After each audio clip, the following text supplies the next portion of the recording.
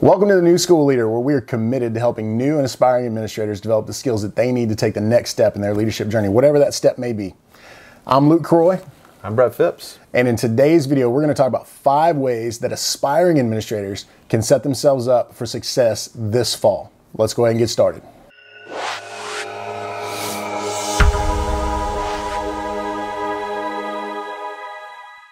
The very first thing that you've got to do is you've got to make your intentions known. Don't wait. Go right now. Tomorrow, go talk to your principal and tell them, hey, I want to be your next leader.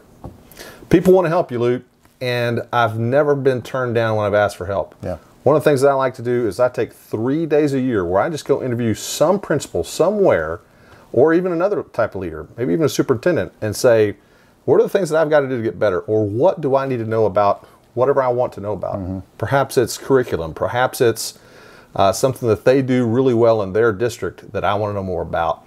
No one's ever told me no, but I have been told, hey, I'm not the guy. I'm not the person you need to talk to, but here's who can help you out. It may have been the best PD I've ever had. The second thing that you need to do to set yourself up for success, you're trying to get that next step, you're trying to get that assistant principal job, you're trying to get that assistant principal interview. The second thing that you need to do is you've got to find ways to help your leadership team. They need help. I promise you, they need help. There's plenty of things. Plenty to do. Yeah, there's plenty to do out there. They want help. They need help. The thing is you've got to be listening for opportunities to help, and you've got to be ready when they ask. Right. I've seen people in the past, hey, I really want to help. I really want to be a leader. I really want to be an assistant principal. How can I help you? And then when their principal calls them and says, hey, can you help us with this thing? It's not shiny. Doesn't look fun. It doesn't get you all fired up about being a leader. And that person may have said, I'm busy tonight, or I can't do that thing. You can be busy once or twice, but if every time they call to ask for help, you have another thing to do, eventually they're going to stop calling. There's lots of things that aren't shiny in leadership. There are lots of dirty jobs that we have to do, or lots of mundane jobs that we have to do. But those are usually the things that we need help with. You know, coming in and helping it with attendance, coming in and helping us track kids and helping us with our interventions and things like that. There are lots of things that need to be done that it takes an army of people to do, and they're just waiting for somebody to say, hey, let me help you with that. So be willing, listen for the call to action, and be available when they make the call. So that brings us to the question of the day. If you're an aspiring administrator, what's one thing that you're going to try to do to help your administrative team do this year? If you are currently an administrator, what's one thing that you think an aspiring administrator could do to help their leadership team? So love to see what you guys have to say. Put that down in the comments below, and we'll share our ideas. I think it'll be a great conversation. Yeah, it'll be cool. The third thing that you can do as an aspiring administrator to set yourself up for success is what we're going to call see a problem, solve a problem. When you get the opportunity to interview for an AP job, which they're super competitive and you're going to have to find ways to set yourself apart, but when you get the opportunity to interview for your first AP job, you're going to get questions that start like this. How have you? Or tell us about a time when you, and they'll fill in the blank with whatever the rest of it is. But the important thing there is you're going to have to be able to answer with a specific example about a time where you created change, or about a time where you solved a problem, or about a time where you made your campus better, or you made your team better. So be on the lookout for problems that you can solve, and then actually take steps to try to solve those problems. So Brett's going to share an example of a friend of ours who did this to kind of give you an idea of what we're talking about. Yeah, a colleague of ours had seen a problem in our district, actually working together at the time, where he saw a chance for teachers to become leaders. And he felt like there was no platform for great ideas, and there was nothing coming up through the ranks that really challenged the status quo or helped really improve instruction from the ground floor. So all he did was very simple. He just created a platform for once a month, teachers in his department to come together and talk about their issues and present too. So it gave a platform for people to talk about their ideas, but also give them the chance to be a leader right then and there. The district loved it, and it blossomed into an entire program, and now they use it to push ideas from the ground floor up and gives teachers an opportunity to do something outside the scope and sequence of everyday life at their school. And it has been an incredible opportunity for teachers, not only for teachers, but also for him as well. He got noticed. He solved a problem. Yep. And that's what leadership is all about. The fourth thing that you need to do as an aspiring administrator to set yourself up for success this fall is find your tribe. We're better together. We know that. We grow better together. And part of it is you're here. So that's kind of part of why we wanted to do this. That's why we put the New School Leader together, is because we want to become a part of people's tribe. We want to help people grow. Brett and I have been a part of each other's tribe for 17 years now. Just crazy to think about how long ago we Probably started. means we're just really old. We are. It's in your beard. And so find your tribe. Brett and I, like I said, 17 years. We've been bouncing ideas off of each other. And as we've changed and grown through different stages of our lives, when we first met each other, we were coaches. So we spent a lot of time on the weekends at each other's houses with our families talking about coaching and talking about our big coaching dreams. And both of us kind of around the same time felt called to move into administration, and we both did that in different ways.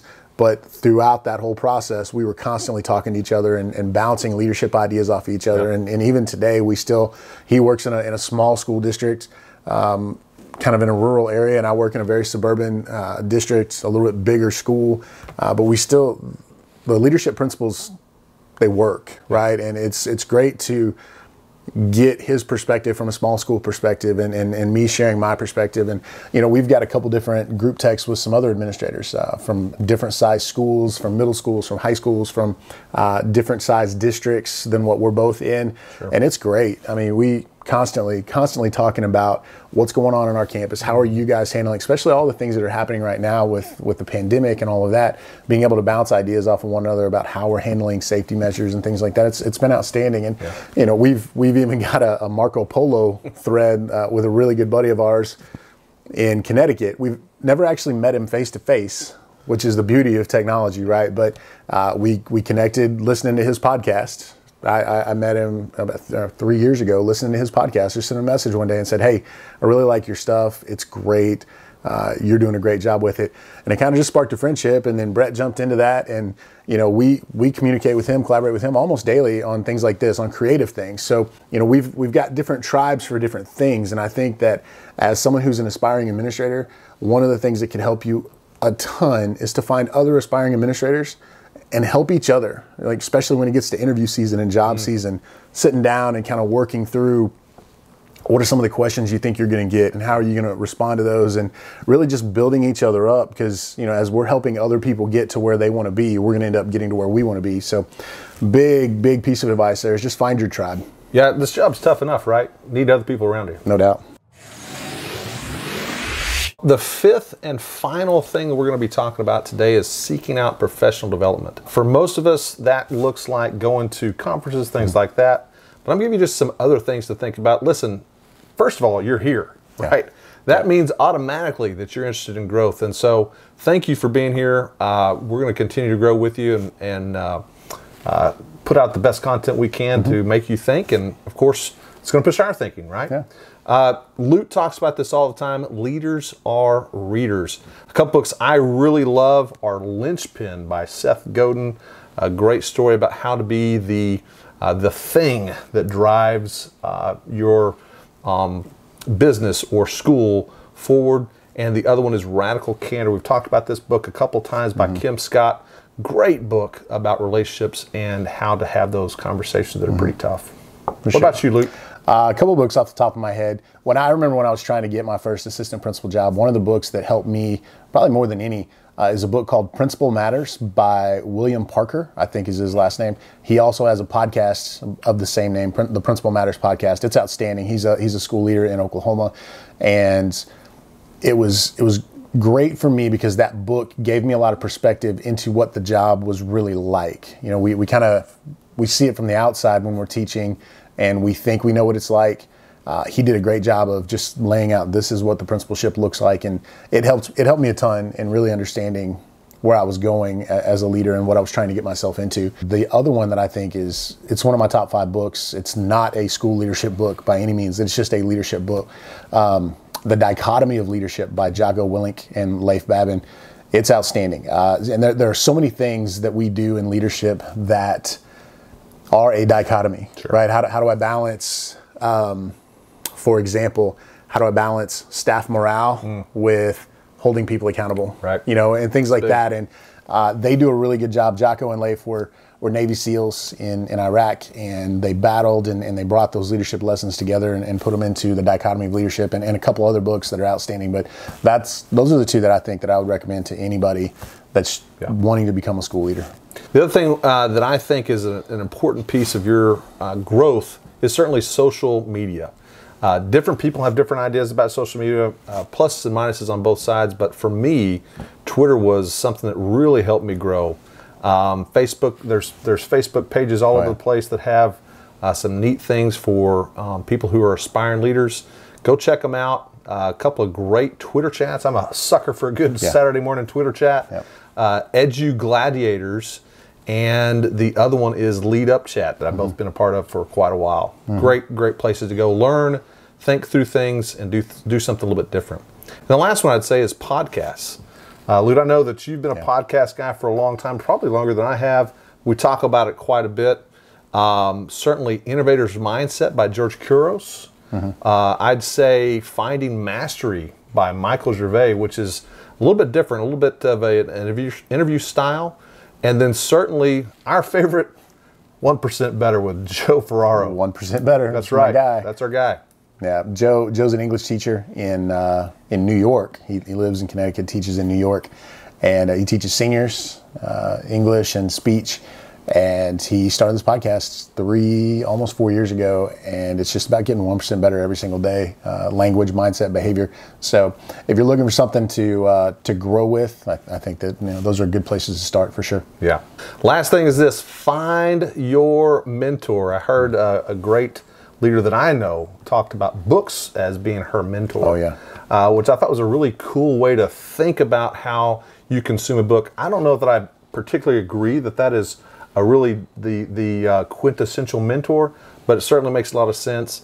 But I would say find somebody who can invest in you. And I really thought when I first got into this that had to be some magical time set aside to ask questions back and forth. No. Just find a time to sit in and ask a couple questions at a time. Lots of people could be your mentor. Yeah, I thought that when we started talking about mentors, I thought it had to be this very formal process that we're going to meet every Saturday morning for coffee, and you're going to give me all of this wisdom and impart all of this knowledge. And it doesn't look anything like that at all. Not at all. It's somebody that you can go to and ask questions and get what you need and when you need it. And they're going to be honest with you too, and that's a big part of that too. Is having somebody that's going to tell you, that's not the direction you need to go on that deal. But anyways, it's a big deal. Well, that's our show, folks. Hit the like button if you like it. Go out and subscribe, and keep on keeping on. We'll see you next time.